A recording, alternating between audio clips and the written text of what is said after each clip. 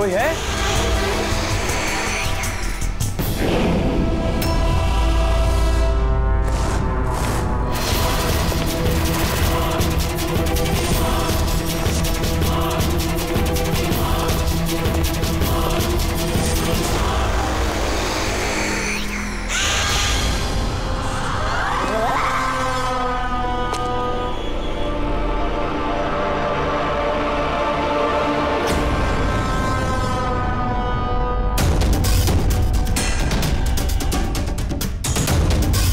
कौन है वहाँ?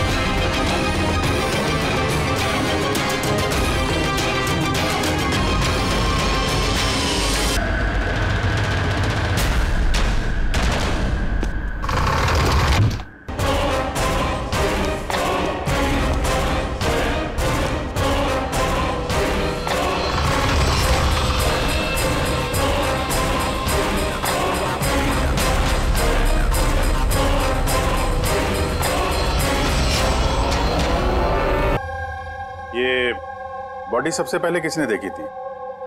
सर मैंने देखी थी। आज सुबह जब 9 बजे मैंने ऑफिस खोला तो देखा टोनी सर की लाश पड़ी है, तभी मैंने आपको फ़ोन किया। आप?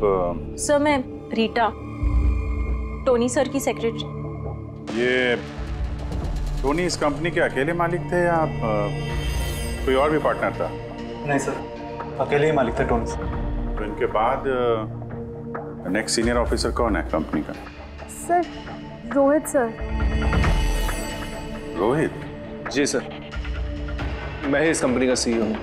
किस चीज़ की कंपनी है ये? सर हम टॉक्स और सिक्योरिटीज में डील करते हैं। सर इनकी बेल्ट और जूते देखिए सर, इतने बड़ी कंपनी के सीईओ ये पहन के आएंगे ऑफिस? तो रोहित जी क्या चल रहा है आजकल शेयर का भाव? सर वो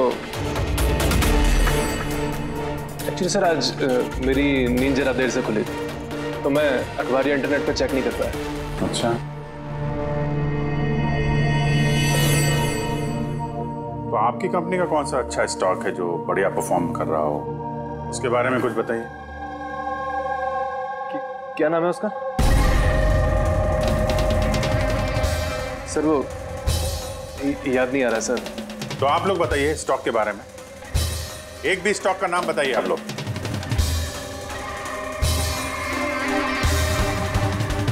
क्या हो क्या रहा है यहाँ पे? सर सच में तो हम में से कोई भी यहाँ पे काम नहीं करता है। काम नहीं करता? क्या मतलब क्या है? मतलब सर हम सब लोग एक्टर्स हैं। अरे मगर ये तो फाइनेंस कंपनी है, इसका फिल्मों से क्या लेना देना? सर फाइनेंस कंपनी तो सिर्फ नाम की है, यहाँ पर सर कोई काम नहीं करता। हम एक्टर को सिर्फ इसलिए रखा है ताकि हम यहाँ काम करने की एक्टिंग कर सकें। एक्चुअली सर टोनी सर से मिलने दिन में बहुत सारे क्लाइंट्स आते थे, हमारा काम बस इतना होता था कि उन्हें दिखाना कि ऑफिस में बहुत काम हो रहा है। ये टोनी क्या काम करता था? किस चीज़ की मीटिंग होती थी यहाँ पे? सर उनकी जो भी मीटिंग्स होती थी वो उनके केबिन के अंदर होती थी। अब वो क्लाइंट्स के साथ क्या बातें करते थे वो हम में से किसी को नहीं पता सर। और कब से चल रहा है ये सब? सर पिछले 2 हफ्ते से। कमाल है, एक नकली कंपनी जहाँ पे नकली काम होता था उसके मालिक का खून हो जाता है। समझना पड़ेगा एग्जैक्टली यहाँ पे हुआ क्या था। तो यहाँ पे टोनी को पहली गोली लगी है। अगर उसे गोली यहाँ लगी है तो वहाँ उसे भाग जाना चाहिए था, वो तो एग्जिट है। वो वापस ऑफिस के अंदर क्यों गया? शायद खूनी इस तरफ होगा, बचने के लिए इधर भागा होगा। ये हैंडल पे भी खून है। वहां से अंदर आया और फिर वहां पे लेके गया उसको जहां पे खून हुआ। ब्लड ट्रेल इधर भी है। सर ये याद देखिए, लगता है यहाँ पे छुप के बैठा होगा बचने के लिए। और खूनी आया, उसके बाद उसको वहां ले गया जहां पे उसकी मौत हो गई। सर वो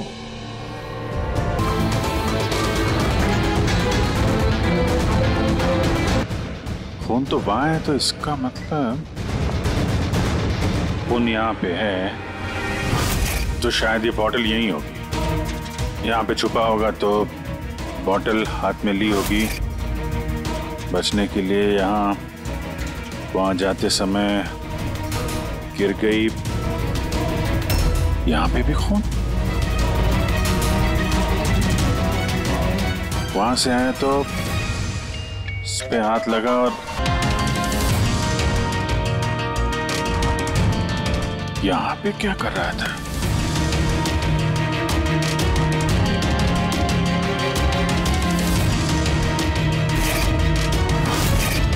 यहाँ पे पंजे का निशान है, यहाँ भी खून है, यहाँ भी पंजे का निशान है। कुछ पकड़ रहा था या फिर? अरे क्या? ठीक हो? हाँ सर। गन छुपा के रखी है अंदर। शायद इसी को ढूंढने आया होगा, लेकिन इसके पहले गन तक पहुंचता खून ही पहुंच गया इसके। मगर सर ये ऑफिस में उसने गन क्यों छुपा के रखी? ऑब्वियसली उसकी जान को खतरा होगा। इतना गड़बड़ घोटाला करके रखा हुआ था यहाँ पे, एक्टर्स लोगों को हायर करके रखा था। पता नहीं कितने दुश्मन होंगे इसके।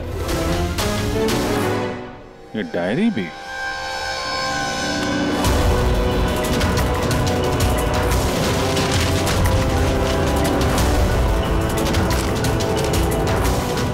कुछ कोड जैसे लग रहा है ना सर? कोड वर्ड में लिखा है और डायरी को छुपा के रखा था। जरूर इसका टोनी के मौत के साथ कोई ना कोई कनेक्शन है। बॉडी स्कैन चेक किया तुमने? वैसे स्कैन देखा मैंने, बाकी सब कुछ ठीक है। सिर्फ इसके एब्डोमेन में मुझे कुछ अजीब सी गोल गोल सी चीजें नजर आ रही है। समझ में नहीं आ रहा क्या है। चलो देखें क्या।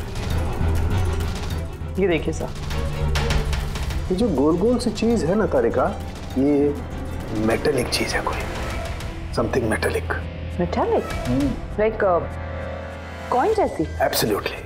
लेकिन ये इसके एब्डोमेन में आई कैसे? एक काम करते हैं, इसके पोस्टमार्टम से ही पता लगेगा आखिर ये चीज है क्या।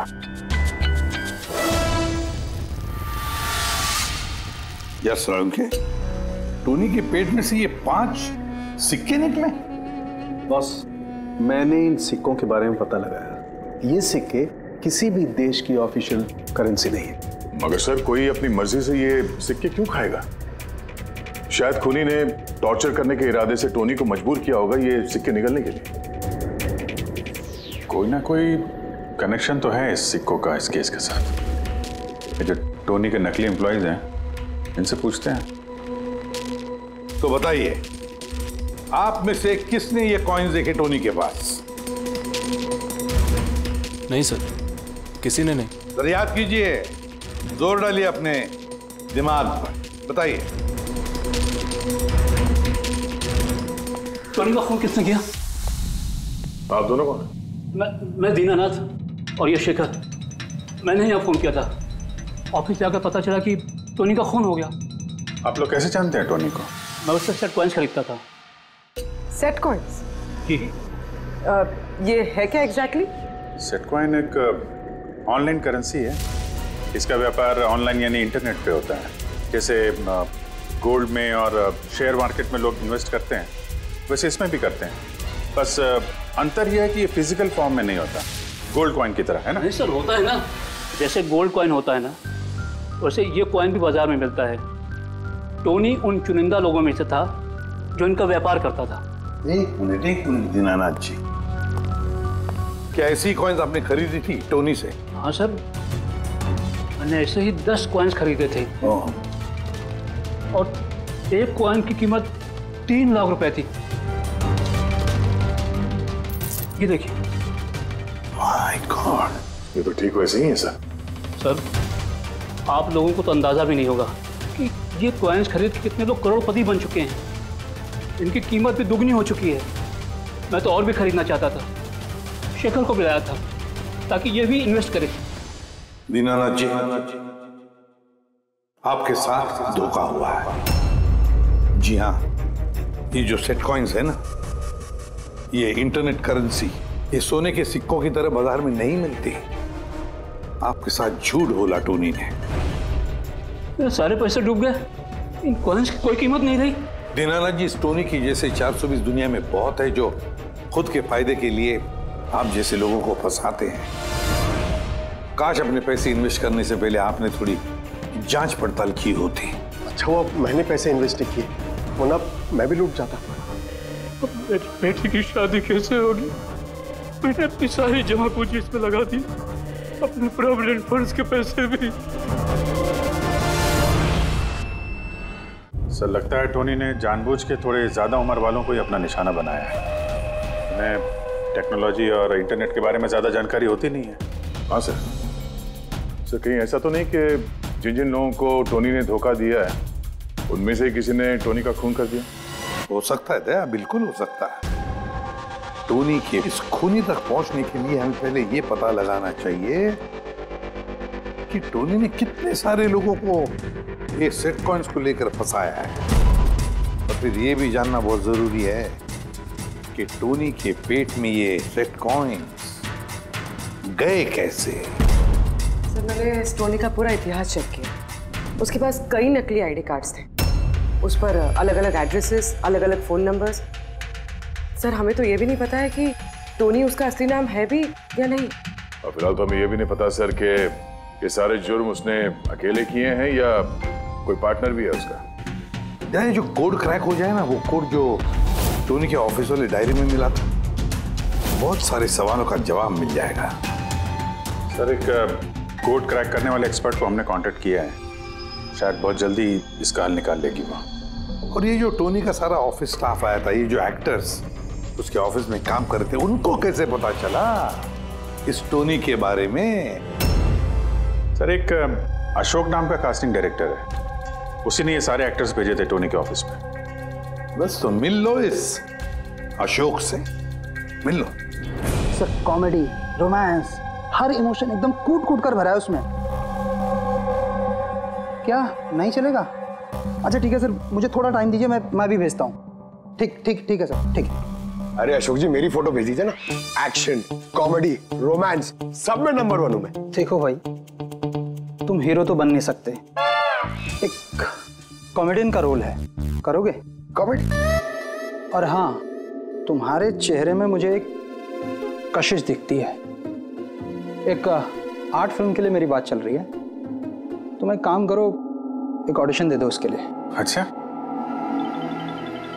क्या रोल क्या है? रोल एक पुलिस वाले का है। अरे ये तो मेरे बाएं हाथ का खेल है। पुलिस वाले का रोल करने का तो बड़ा एक्सपीरियंस है मुझे। एक्सपीरियंस है पुलिस वाले के रोल का? अरे रोज ही पुलिस वाले का रोल करते हैं। आप ये देखिए, ये सीआईडी असली है क्या? असली है, और जिस जेल में तुझे लेके जाएंगे ना, वो भी असली है। जेल? अब बजी दिमाग की घंटी। नहीं, कौन है ये? कौन है ये? हा? इसको एक्टर सप्लाई किए थे ना तूने ऑफिस में काम करने की, एक्टिंग करने के लिए, भूल गया तू? सर, आपको जरूर कोई गलतफहमी हुई है। देख, सीआईडी के सामने एक्टिंग करेगा ना तो बहुत भारी पड़ेगा तुझे। यही 11 एक्टर भेजे थे ना तुमने टोनी के पास? हाँ, याद आया, भेजा था मैंने।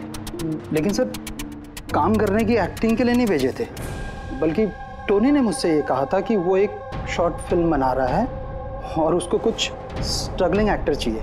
जो एक्टर तूने भेजे थे ना, उसका इस्तेमाल करके उसने बहुत बड़े घपले किए हैं। सर, ये बात मुझे कैसे पता चलेगी? सर, पूरे 12 में से किसी भी एक्टर ने मुझे ये बात नहीं बताई सर। 12? सर उसके ऑफिस में तो 11 लोग थे, ये 12वां कहां से आ गया? अच्छा, वो जो एक्टर भेजे थे उनकी लिस्ट दिखाना जरा। जी सर।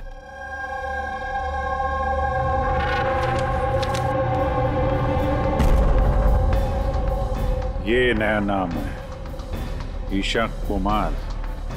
ये नहीं थी उस वक्त वहां पे। ये कहां गायब हो गई? सर इस केस में सवाल ज्यादा है, जवाब कम है, और वो कोड भी क्रैक नहीं हुआ अभी तक। सर रीना जी, आपने हमें यहाँ टोनी के घर पे क्यों बुलाया? और वो उन कोड्स का हल निकाल पाई या नहीं? काफी टेढ़ा कोड है सर, बिना साइफर के हल निकाल पाना नामुमकिन है। साइफर? ये साइफर क्या होता है? साइफर कोई ऐसी किताब या डायरी होती है जिनके अंदर इन खुफिया कोड्स का राज छुपा होता है। फ्रेडी, जैसे अंडरवर्ल्ड की दुनिया में ये चीजों के नाम को कोड्स में इस्तेमाल करते हैं, जैसे गन है उसे घोड़ा कहते हैं, और कौवा मतलब मोबाइल। तो ये सारे कोड्स एक साइफर में होते हैं। अगर ये साइफर मिल जाए तो सारे सवालों के जवाब मिल जाएंगे। सर मुझे लगता है ये टोनी इस साइफर को ऐसी जगह रखता होगा जहाँ से उसे वो आसानी से देख सकता हो या पढ़ सकता हो। लेकिन सर उसका ऑफिस तो अच्छी तरह से चेक किया था, वहां पर तो कुछ भी नहीं मिला। तो हो सकता है टोनी के घर पे मिल जाए। ये देखिए सर, बड़ा अजीब सा निशान इस पेपर पर। शायद ये निशान इस कोड का कोई अहम हिस्सा है। तो इस निशान का राज यहीं कहीं होना चाहिए। घर का एक एक कोना चेक करते हैं।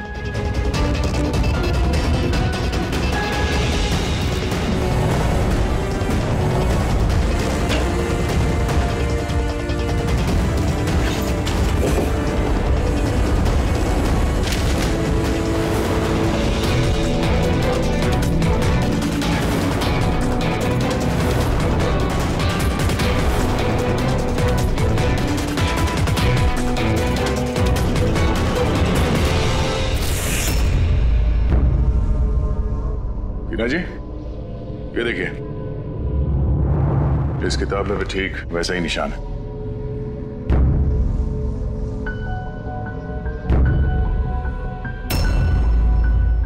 सर यही तो साइफर है।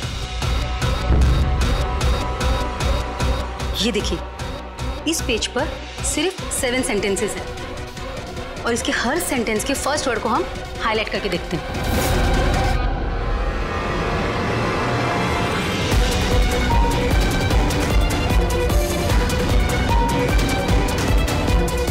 ये सीजर का क्या होता है? जूलियस सीजर का नाम तो सुना होगा ना? हाँ।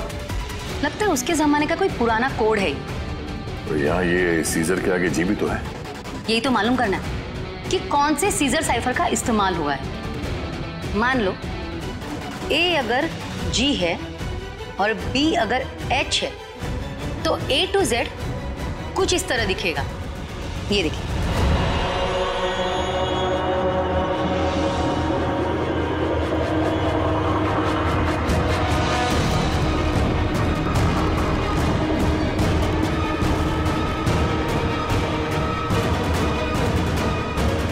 ये हो गया। अब हम इसे फॉलो करके देखते हैं कि हमारा कोड का मतलब क्या है। और हमारा पहला कोड है SUNGTQASGX-10।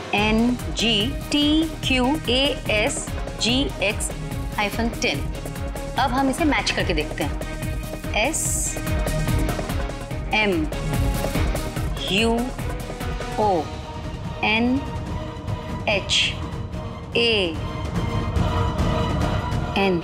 मोहन?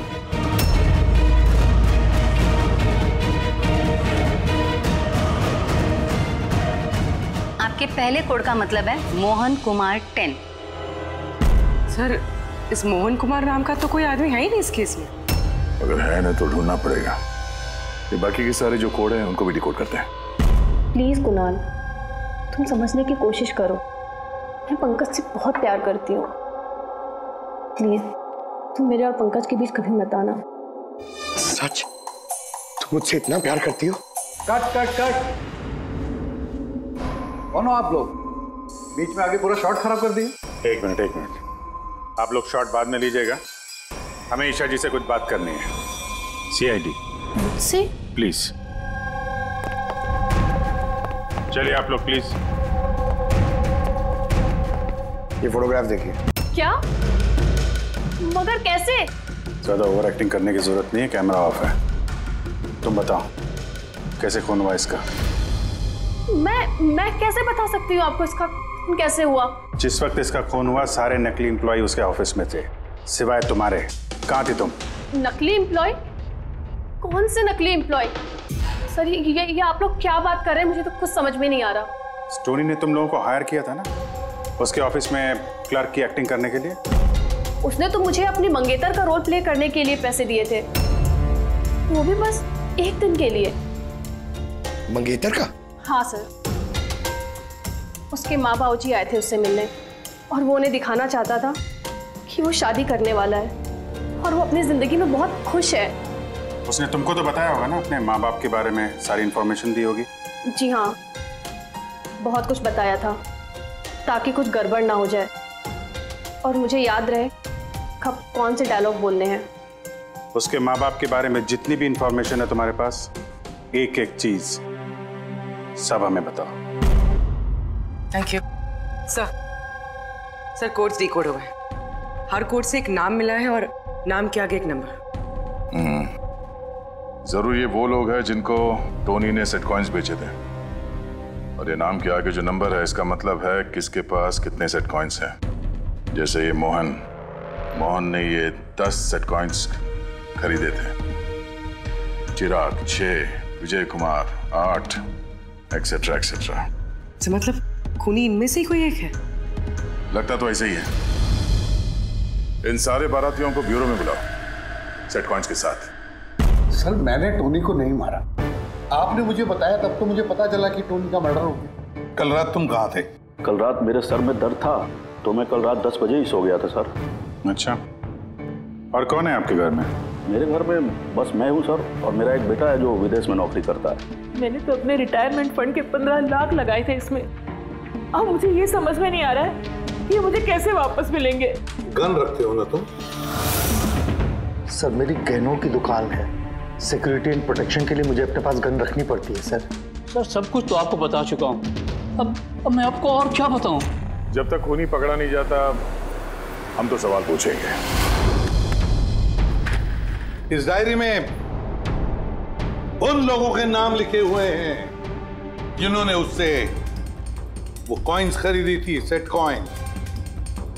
उन लोगों के नाम और जितने भी कॉइन्स खरीदे थे वो सब, पूरा का पूरा रिकॉर्ड इसमें है। और इसमें जो जानकारी है उससे हम ये पता लगाएंगे कि आखिर आप लोगों में से वो खूनी कौन है। किसने कितने कॉइन खरीदे, इससे ये कैसे पता चलेगा खूनी कौन है? आसान है। खूनी ने अपने कुछ सिक्के गुस्से में आकर टोनी को निगलवा दिए। अब इस बही खाते के हिसाब से जिसके पास भी कम सिक्के निकलेंगे वही हमारा खूनी है। चलिए आप सब लोग अपने अपने सेट कॉइन्स के सिक्के गिनती करवाइए।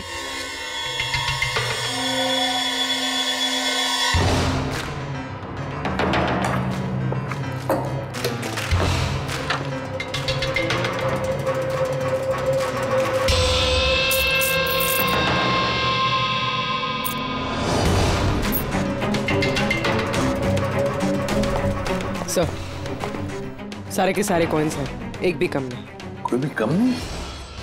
ये कैसे हो सकता है? अब तो यकीन हो गया ना आप लोग को कि हम निर्दोष हैं। अब ये क्या कहानी है सर? अगर ये सारे निर्दोष हैं तो फिर गुनहगार कौन है? ये तो अब टोनी के माता पिता ही बताएंगे। नहीं, ये नहीं हो सकता। हमारा बेटा नहीं मर सकता सर। आपको जरूर कोई गलतफहमी हुई है। हमारा बेटा तो अपने ईमान का इतना पक्का था कि वो किसी का 1 रुपया भी ना ले, और आप कह रहे हो उसने लोगों को ठगाया। मैं जानता हूं ये किसी भी माँ बाप के लिए सुनना आसान नहीं है, पर क्या टोनी की किसी के साथ कोई दुश्मनी थी? हाल फिलहाल में कोई लड़ाई झगड़ा हुआ हो? कैसा झगड़ा सर? वो तो इतना बिजी रहता था कि उसे हमसे मिलने का भी समय नहीं होता था। 3-3, 4-4 महीने बाद घर आता था वो। मिलने नहीं आता था? मतलब कि उसने कई जगह पर अपने ऑफिस खोल रखे थे। कहाँ और कहाँ पे ऑफिस था इसका? दिल्ली, पुणे। जिस शहर में ये टोनी रहा है, कुछ ना कुछ घपला तो जरूर किया होगा उसने। कुंडली निकालो इसके पिछली जिंदगी की। सर, सर दिल्ली और पुणे के police officers video conference call पे। गुड।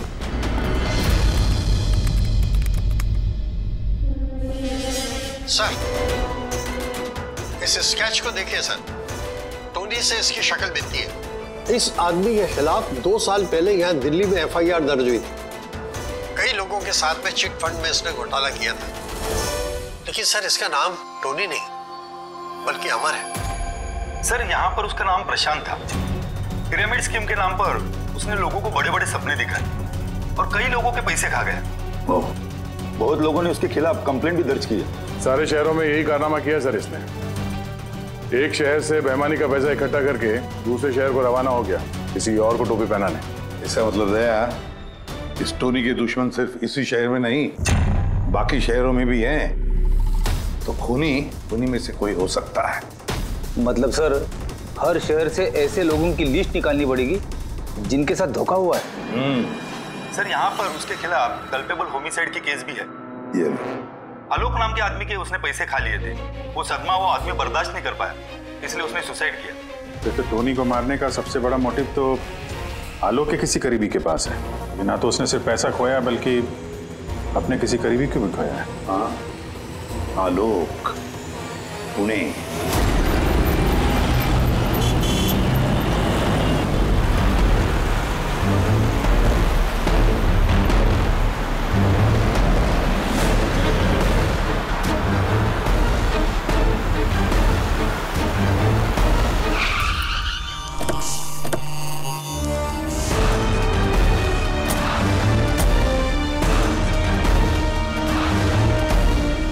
लगता है आलोक की बीवी सरिता घर पे नहीं है सर।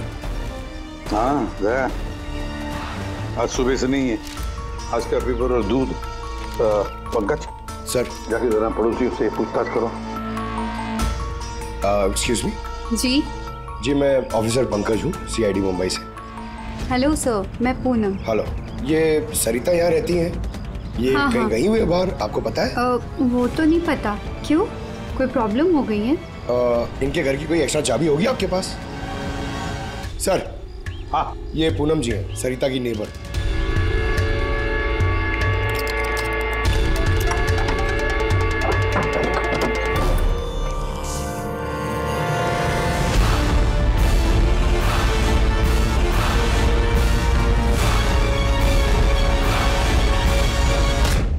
जिस तरह से घर के अंदर ये सामान बिखरा पड़ा है, ऐसा लगता है कि कल रात यहाँ पे कुछ हुआ था। हुआ तो था जरूर दया, कुछ न कुछ तो हुआ था। ये देखो, खून के निशान। सर, कहीं किसी ने सरिता का किडनैप तो नहीं कर लिया? पूनम। हाँ सर। सरिता को आखिरी बार कब देखा था तुमने? सर, रात के 2 बजे जब मैं नाइट शिफ्ट से घर वापस आई। उस वक्त शायद सरिता जाग ही रही थी क्योंकि यहाँ पे टीवी चल रहा था। उसके घर के आसपास किसी को देखा, कोई आया हो उनसे मिलने के लिए?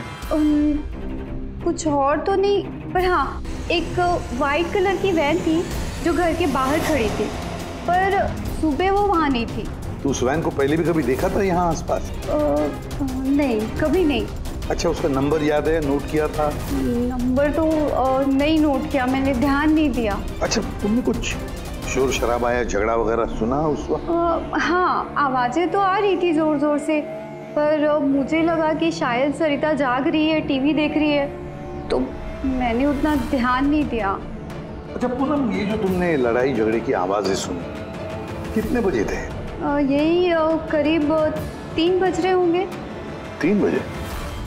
तो सरिता का किडनैपिंग 3 बजे हुआ था। तो डेफिनेटली ये सरिता का किडनैपिंग और टोनी का मर्डर, इन दोनों का आपस में कोई ना कोई कनेक्शन है सर। 100% दया, कनेक्शन 100% है। पर इससे पहले कि सरिता को कुछ हो जाए उसे हमें बचाना होगा। और पंकज सर, ये व्हाइट वैन, सफेद वैन जो पूनम ने अभी अभी बताया, उस वैन की पूरी इंफॉर्मेशन चाहिए हमें, पूरी की पूरी इंफॉर्मेशन।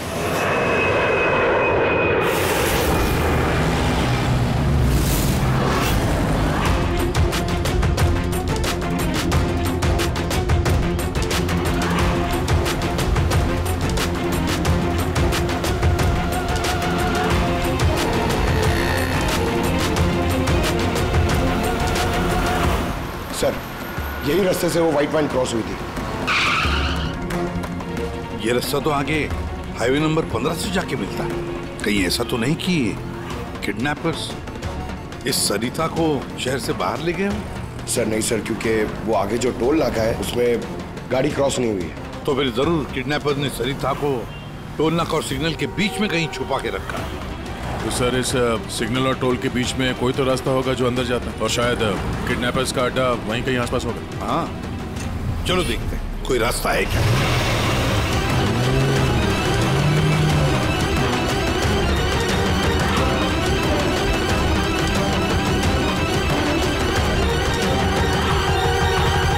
सर, ये एक रास्ता है जो अंदर जाता है। चलो चलो देखते हैं।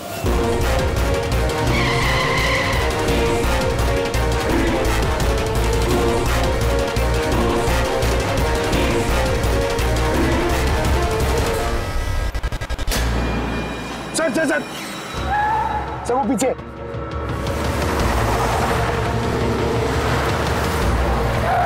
ये देखिए सर।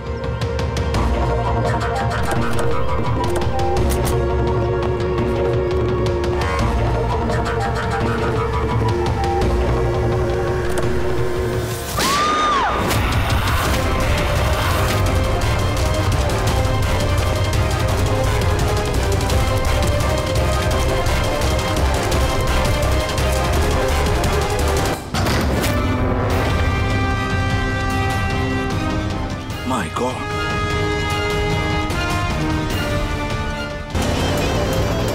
एक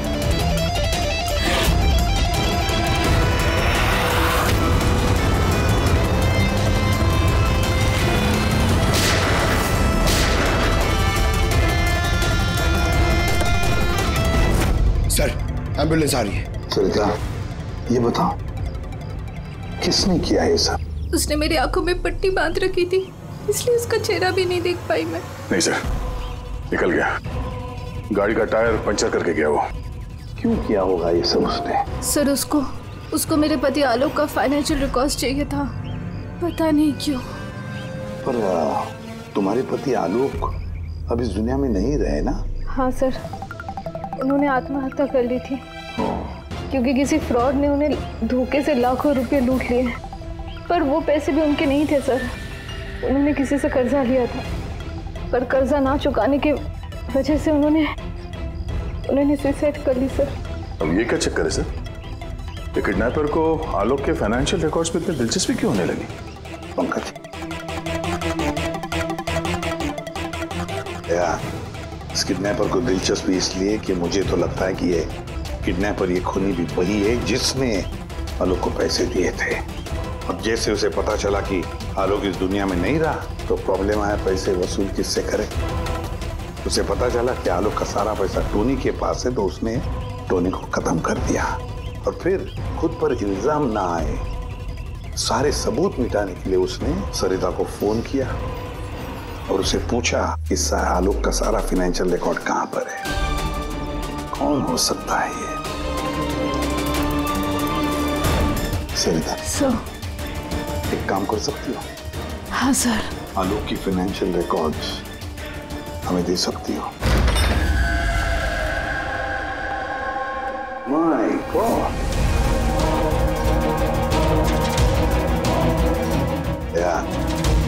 ये मुजरिम जो भी कोई है हमसे पहले यहाँ पहुंच गया और देखो लगता है सारे सबूत जलाकर राख करने की कोशिश की है उसने।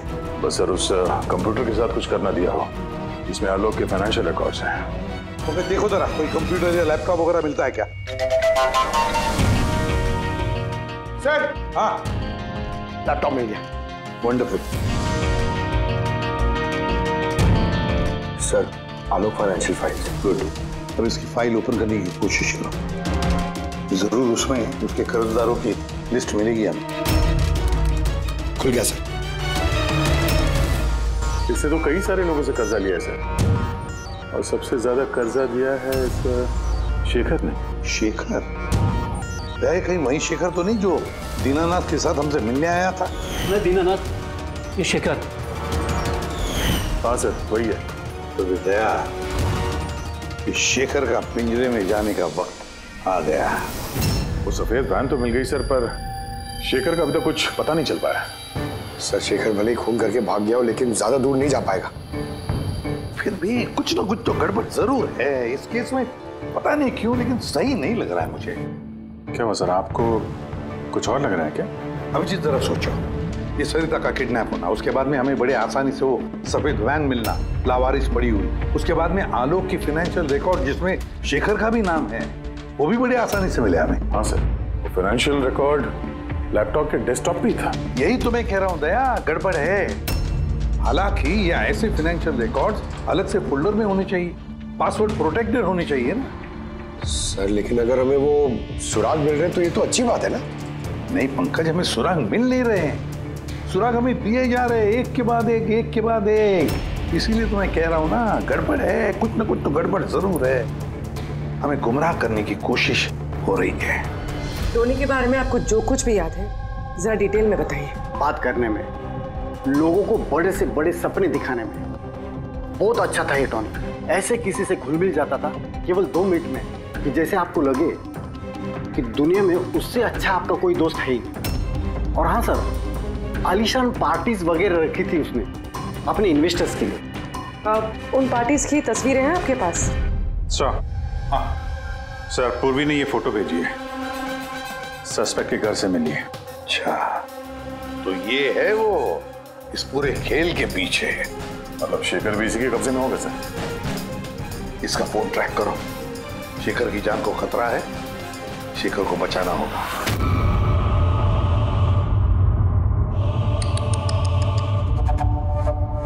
अब तो तुम्हें भगवान भी नहीं बचा सकता शेखर। सीआईडी को सारे सबूत तुम्हारे खिलाफ मिले हैं।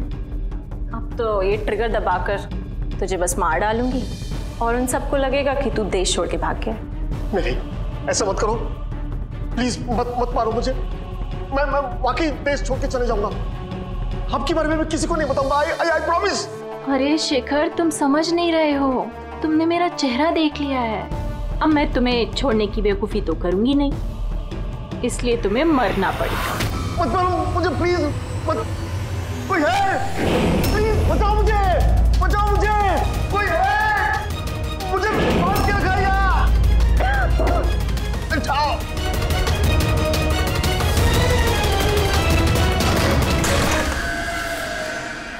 उठ, उठ।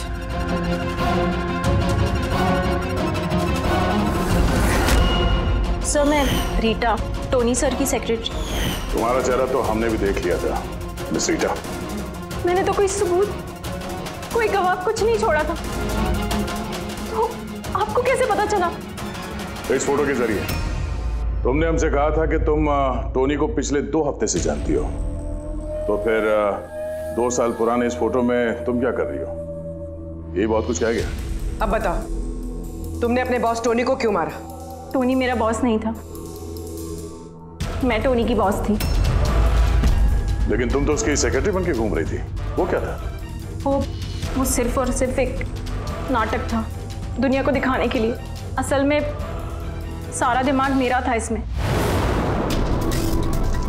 टोनी को तो मैंने सिर्फ आगे रखा था ताकि कभी कानून हम तक पहुंचे तो टोनी पकड़ा जाए। तो फिर टोनी का खून करके अपने पैर पे कुल्हाड़ी क्यों मार ली? क्योंकि जब चींटी के पर निकल आते हैं तो उसके पंख काटने पड़ते हैं, और टोनी बहुत ही ज्यादा हवा में उड़ने लगा था, बहुत ही लापरवाह और ओवर कॉन्फिडेंट हो गया था। उसने दीनानाथ के साथ सेल्फी खींच के सोशल मीडिया पे डाल दी वो फोटो। तो तुम्हें डर लगा कि अगर वो फोटो सोशल मीडिया में चला गया तो जिन जिन शहरों में उसने 420 की है वहां कोई ना कोई उसे पहचान लेगा। हाँ। और उसके पेट में जो सिक्के थे वो वो सिक्के मैंने ही उसे निकलवाए थे, ताकि आप लोगों को लगे कि खून किसी ऐसे आदमी ने किया है जिसके साथ टोनी ने बेईमानी की है। और इसलिए तुमने सारे सबूत शेखर के खिलाफ कर दिए ताकि हम उसे अपराधी समझे। न जाने कितनी जिंदगियों के साथ खेला है तुमने। देश भर में न सिर्फ लोगों के पैसे चुराए बल्कि उनकी खुशियां, सपने सब छीन लिए। कड़ी से कड़ी सजा मिलेगी तुम्हें इस जुर्म के लिए।